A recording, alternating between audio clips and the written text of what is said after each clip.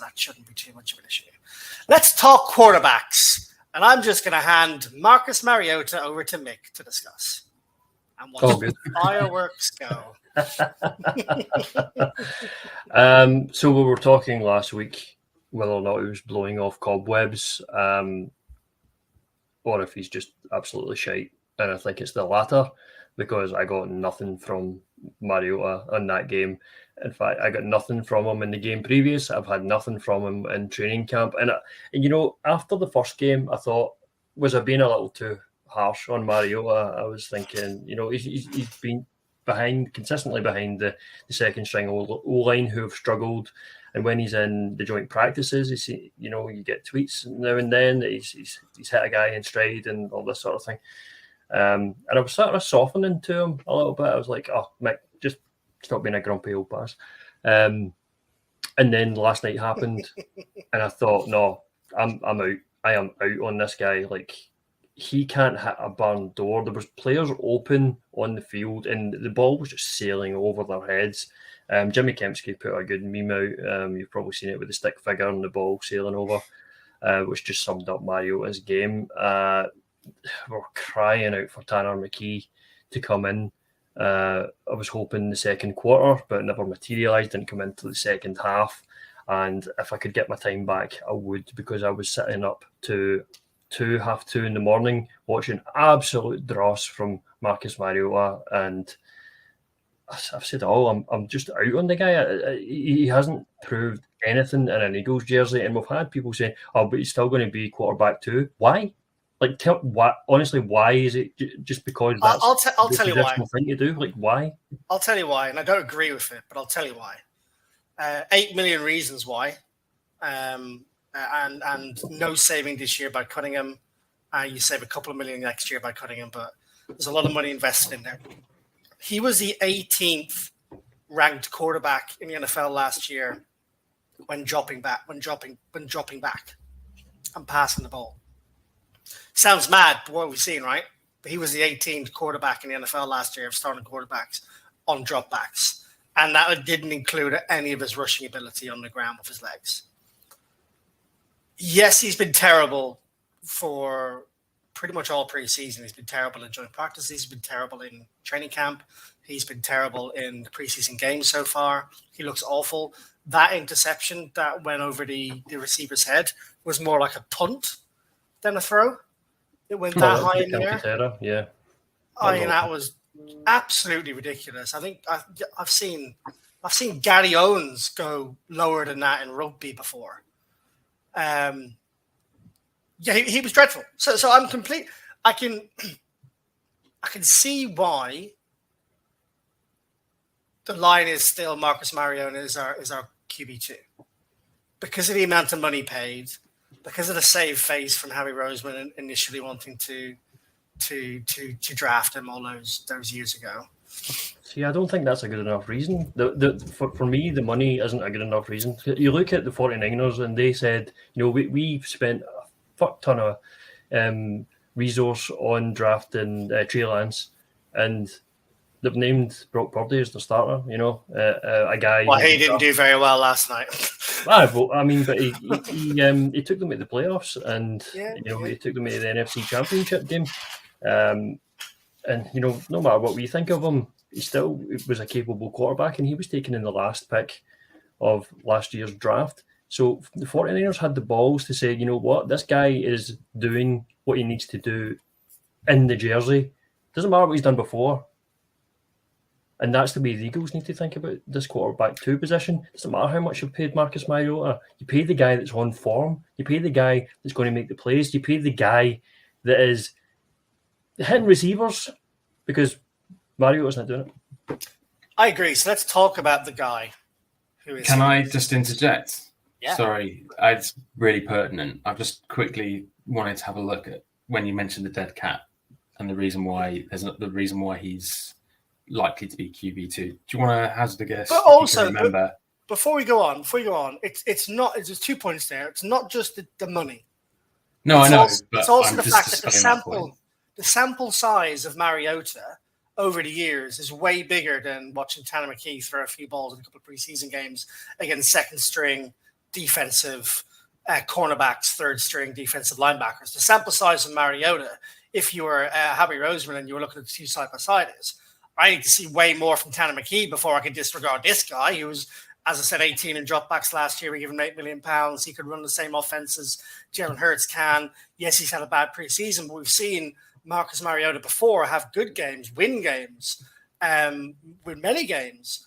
So yeah, I just wanted to clarify. It's not my reason. No, I'll re-clarify. I'm not dispelling your only point. I'm dispelling one of the points, which is, can you remember how much of a cap hit or how much money we just threw away with Joe Flacco last year?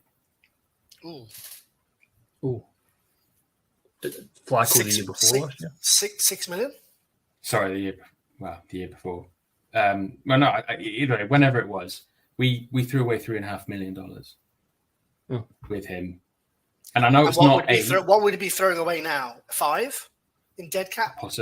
Possibly. So, what the point I'm trying to make is that the Eagles are not strangers to making that kind of decision, signing a guy, giving him a load of money, and then going, actually, no, we've changed our mind. We're going to bring in someone else. And Gardner Minshew ended up coming in and doing that job instead. And I can't remember what we paid him. I haven't looked that up. But the point I make is obviously that's the big thing that people are in the argument saying, why Mariota is going to be QB2 is because we paid him money. And I'm just saying that issue I don't think is as much of a, which probably means my second point is more relevant when you're Howie Roseman and you're Nick Sirianni, and that is that sample size is massive for Mariota, and it's Mick. To be clear, I agree on the eye test that I've seen so far. If this continues to happen over the next 2 weeks, and we don't see a marked improvement in Marcus Mariota, then I want Tanner McKee as the quarterback 2 suiting up at the start of the season. I don't want Mariota suiting up because I'm with you. He's looked absolutely dog shy. He's looked like he's, a CFL player, not an NFL player. Yeah, I don't think they're going to cut him. I think I'm not saying that he'll be cut. I just think that Tanner can leapfrog him in the depth of that. And I think that won't happen until. I don't think that will happen before the season starts, no matter what Mariota does between now and then. It probably won't. I can see a scenario, heaven forbid, if Jalen did go down. This is what I was going to say. And Mariota came in, he would probably struggle, and he would get the clown pole pulled off the stage. That's the only scenario I see that happens. The only scenario I see Tanner McKee, unless he really impresses in training camp and Mariota continues to flap. The only scenario I can see Tanner McKee playing in an Eagles jersey this year is he goes down, Mariota comes in, plays bad, and they go, okay, we can't risk the season on this anymore. Let's get the 6'6", Stanford-educated stallion at quarterback in. I mean, I don't know if you guys listened to the Birds of Friends podcast today at all, but Bo Wolf had a raging hard-on for Tanner McKee, to the point where he said a few things. Let me just some stats up, Phil, then I'll bring you in. So he's had 5,300 passing yards over the last 2 years at Stanford. He had 28 touchdowns and 15 interceptions, and he had 2-to-1 touchdown to interception rate. Average rating of around 130 as a quarterback over those last 2 years. And he was throwing at absolutely sweet fuck all. A lot of the drops and interceptions were attributed to bad wide receiver play, bad tight end play, bad offensive line play. He was playing with nothing, and some of this I'm taking from what Bo said earlier on, but also the character of the man. Apparently, when the rookies all started the season, he was out there talking to all the rookies, saying you need to go through play-by-play drills. He said that his job is to know every single player on the team's job. So if they ask him a question as a quarterback, he can tell them the answer. So he sounds like a 10 out of 10 guy. He sounds like he's had an incredible start to the year. Could be a diamond in the rough that fell into the 6th round. Harken back to we paid Carson Wentz all that money, and then a quarterback came in and took his job, just paid Hurts all that money. That's definitely not going to happen here with Stanford. Could he be back? Could he be the backup quarterback next year? We don't have to pay anyone any money. He's cheap as chips for a couple of years. Yes. Could he fill in for Jalen Hurts if he continues what he's doing and pass to the wide receivers that have at his disposal that he didn't have at Stanford? Maybe. Could we sell him on for a future high draft pick capital? Hopefully. But the best scenario for Tanner McKee is we don't see him in an Eagles jersey because we want Jalen Hurts there. Yeah.